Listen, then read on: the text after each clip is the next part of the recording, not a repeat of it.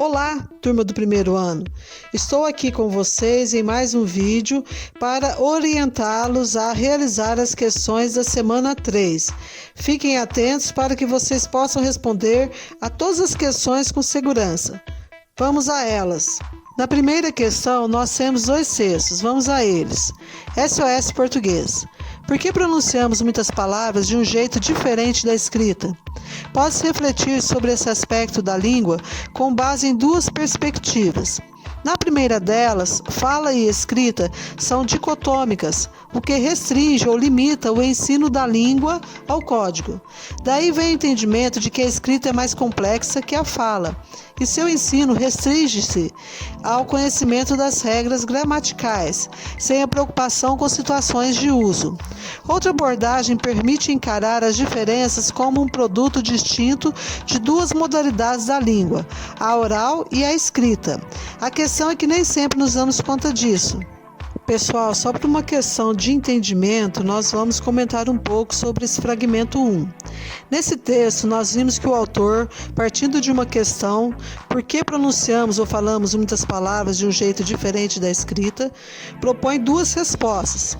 Simplesmente porque o ensino da língua escrita desconsidera a língua falada, e um outro motivo seria que língua escrita e língua falada são tipos distintos de língua, e por isso, naturalmente, apresentam diferenças. Vamos ao texto 2. Todas as variedades linguísticas são estruturadas e correspondem a sistemas e subsistemas adequados às necessidades de seus usuários. Mas o fato de estar a língua fortemente ligada à estrutura social e aos sistemas de valores da sociedade conduz a uma avaliação distinta das características de suas diversas modalidades regionais, sociais e estilísticas. A língua padrão, por exemplo, embora seja uma entre as muitas variedades de um idioma, é sempre a mais prestigiosa, porque atua como modelo, como norma, como ideal linguístico de uma comunidade.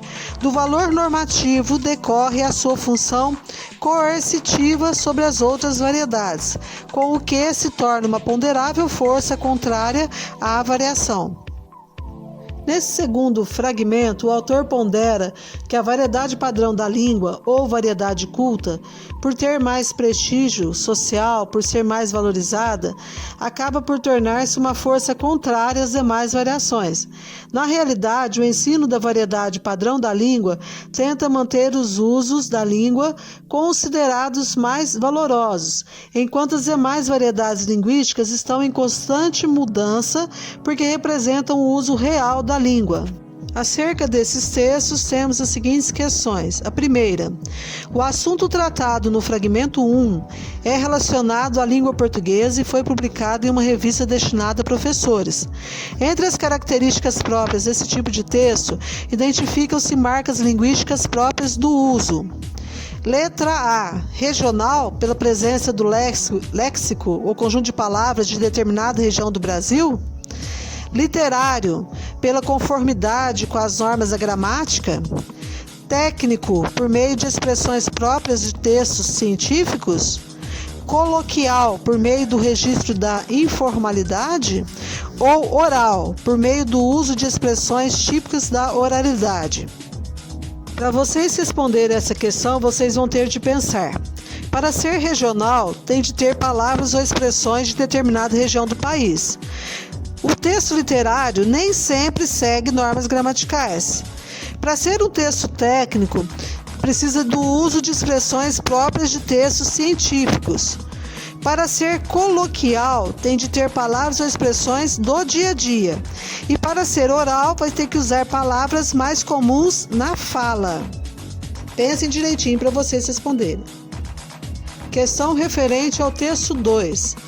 A partir da leitura do fragmento 2, podemos inferir ou entender que uma língua é um conjunto de variedades linguísticas, dentre as quais uma alcança maior valor social e passa a ser considerada exemplar? Letra B.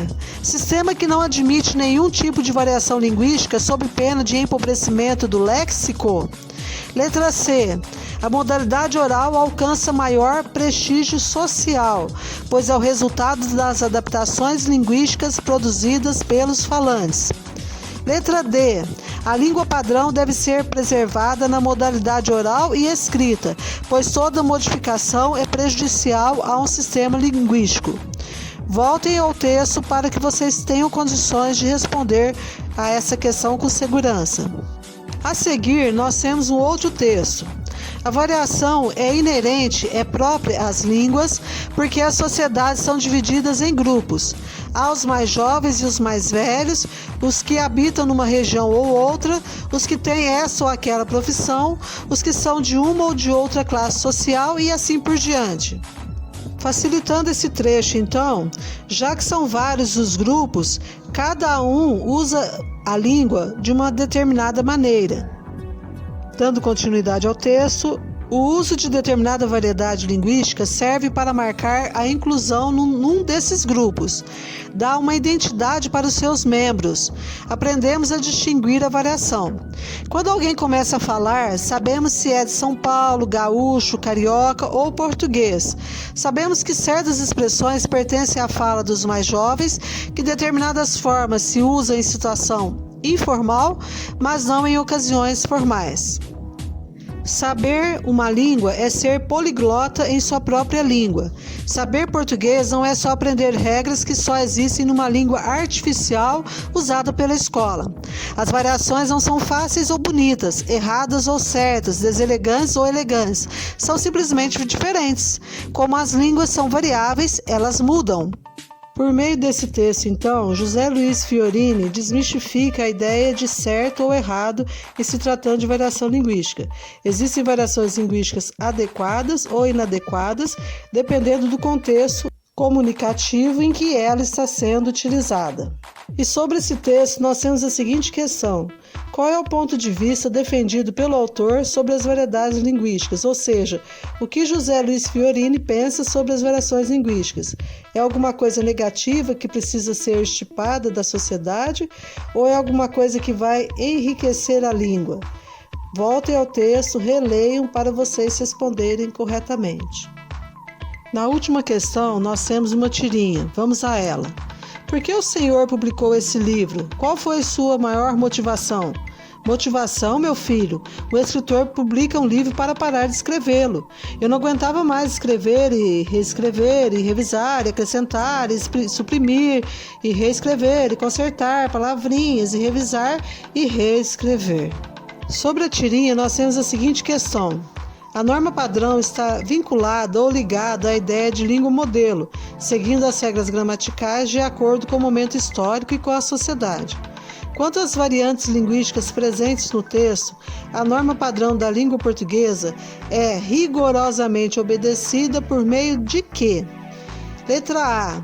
Do emprego do pronome demonstrativo esse, em, porque o senhor publicou esse livro.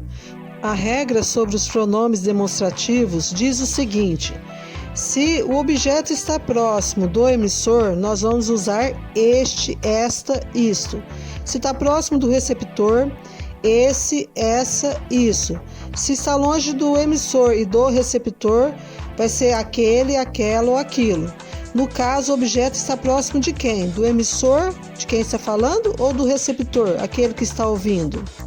Na letra B, do emprego do pronome pessoal oblíquo em meu filho, o escritor publica um livro para parar de escrevê-lo. Utilizamos os pronomes oblíquos para substituir termos que já foram mencionados antes. No caso aqui, o pronome oblíquo o está substituindo o substantivo livro. Como o verbo escrever termina em R, a regra diz o seguinte: você retira o R e acrescenta L, formando então o lo. Na letra C temos do emprego do vocativo ou chamamento, meu filho, que confere à fala distanciamento do interlocutor. Será que utilizar esse chamamento indica distanciamento entre as duas pessoas? Letra D, da necessária repetição do conectivo no último quadrinho. No último quadrinho, gente, houve a repetição do E. Será que essa repetição foi necessária? Pensem sobre o que eu disse para vocês responderem. Pessoal, chegamos ao final de mais um vídeo. Eu espero que vocês tenham me compreendido. Se ficou alguma dúvida, podem me acessar pelo Conexão Escola ou outros meios disponíveis. Façam as atividades, né? Eu vou mandar o link para vocês. Não esqueçam de clicar em enviar ao final e, se possível, façam também no caderno para deixar registrado. Tá? As duas maneiras são obrigatórias, no caderno e no formulário. A vocês eu deixo uma mensagem de otimismo e que nunca nos falte esperança de dias melhores. Continuemos na luta, estudem bastante, um abraço e até o próximo vídeo.